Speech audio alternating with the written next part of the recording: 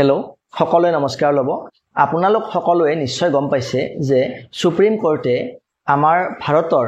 যিবিলাক non minority school আছে সেই নন মাইনৰিটি স্কুলবিলাকত কাম কৰি থকা সকলোবিলাক শিক্ষকৰ কাৰণে কি কৰিছে টেট পৰীক্ষাটো বাধ্যতামূলক কৰিছে এতিয়া এই অৰ্ডাৰটো নন মাইনৰিটি স্কুলবিলাকৰ ক্ষেত্ৰতে প্ৰযোজ্য যিবিলাক মাইনৰিটি স্কুল আছে তেওঁলোকৰ ক্ষেত্ৰত প্ৰযোজ্য নহয় এতিয়া মাইনৰিটি স্কুল বুলি কওঁতে বহুতে ভাবিব পাৰে যে যিবিলাক সংখ্যালঘু এলেকাত বিদ্যালয় আছে সেইবিলাকে মাইনৰিটি স্কুল নেকি আসলতে সেইটো নহয় মাইনৰিটি স্কুল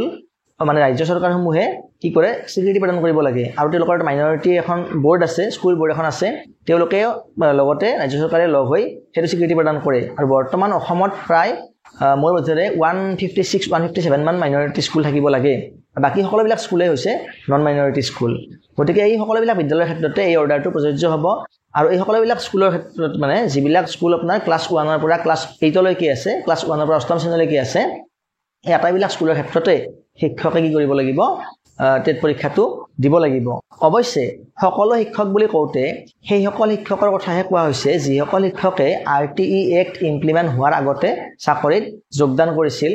আৰু যিসকল শিক্ষকৰ চাকৰি কাল 5 বছৰতকৈ বেছি আছে তেখেতসকলে দিবই লাগিব আৰু তেওঁলোকক 2 বছৰ সময় দিয়া হৈছে অৰ্থাৎ 2 বছৰৰ ভিতৰত তেওঁলোকে টেট ক্লিয়াৰ কৰিব লাগিব আৰু ইয়াতে তেওঁলোকে সিটেটেই হোক বা ষ্টেট গভৰ্ণমেণ্টে বটা টেট পৰীক্ষাই হোক দুইটাৰ ভিতৰত যিকোনো এটা টেট ক্লিয়াৰ কৰিলে হৈ যাব আৰু যিসকল শিক্ষকৰ চাকৰি কাল 5 বছৰতকৈ কম আছে তেখেতসকলে টেট নিদিলেও হ'ব কিন্তু তেখেতসকলে কোনো ধৰণৰ প্ৰমোশন নাপাব এতিয়া শিক্ষকৰ প্ৰমোশন বুলি কওঁতে আমি কি বুজিম যে যদিহে সেই শিক্ষকগৰাকীয়ে মানে কি নিজকে যদি সেইখন বিদ্যালয়ৰ প্ৰধান শিক্ষকৰ ৰূপত চাব বিচাৰে তেনেহলে সেইটো তেখেতৰ কাৰণে এটা প্ৰমোশন বুলি গণ্য কৰা হয় কাৰণ শিক্ষকে সচৰাচৰ প্ৰমোশন নাপায় তেওঁলোকে টাইম স্কেলহে লাভ কৰে 10 বছৰৰ মূৰে গতিকে প্ৰমোশন বুলি কোৱাৰ লগে লগে প্ৰধান শিক্ষকৰ পদটো কথাই আহি পৰে ইয়াতে এতিয়া যদিহে কোনো শিক্ষকে RTE এক্টৰ আগতে জইন কৰিছিল আৰু চাকৰি কাল 5 বছৰতকৈ বেছি আছে তেনেহলে তেখেতে টেট দিব লাগিব যদিহে টেট দিব নোৱাৰে তেনেহলে তেখেতক কম্পালসৰি ৰিটায়াৰমেন্ট দিয়া হ'ব মানে বাধ্যতামূলক অৱসৰ দিয়া হ'ব আৰু যিখিনি ৰিটায়াৰমেন্ট বেনিফিট পাব লাগে সেইখিনি তেখেতে পাব এতিয়া ইয়াতে প্ৰশ্ন এটা হয় আমাৰ যেটো NCTE আছে মানে national council for teacher education NCTE এ টেট পৰীক্ষাটো মেন্ডেটৰি কৰিছিল 2011 চনৰ 29 জুলাই তাৰিখে অৰ্থাৎ 2011 চনৰ 29 জুলাই তাৰিখৰ পিছৰ পৰাহে শিক্ষক হ'বলৈ হলে টেট পৰীক্ষা দিয়াটো বাধ্যতামূলক আছিল আৰু তাৰে পিছৰ পৰা যিখিনি শিক্ষক এপইন্টমেন্ট হৈছে আমাৰ চৰকাৰী বিদ্যালয়সমূহত তেখেতসকলে টেট পৰীক্ষা পাছ কৰিহে শিক্ষক হৈছে গতিকে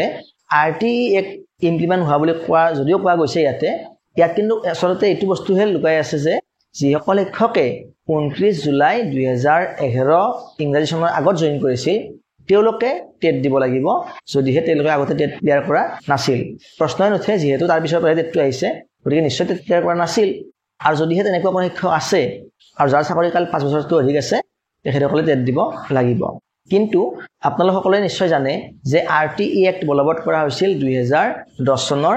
1 এপ্ৰিলৰ পৰা যদিও 2009 বুলি কোৱা হয় RTE এক্ট 2009 বুলি কোৱা হয় কিন্তু বলবৎ কৰা কাৰ্যকৰী কৰা হৈছিল 2010 চনৰ 1 এপ্ৰিলৰ পৰা কিন্তু ইয়াতে যেটো অৰ্ডাৰ দিয়া হৈছে যদিও RTE এক্ট বুলি কোৱা হৈছে যিহেতু আমাৰ NCTE এ মেন্ডেটৰি কৰিছিল 2011 চনৰ 29 জুলাইৰ পৰাহে গতিকে 2009 চনৰ আগৰখিনি নহয় অকল 2011 চনৰ 29 জুলাইৰ আগৰ শিক্ষকখিনিও টেট দিব লাগিব বুলি মোৰ ধাৰণা হয় গতিকে ইনফৰমেশনটো আজিলৈ ইমানেই পৰৱৰ্তী ভিডিঅ'ত পুনৰ লগ পাম ধন্যবাদ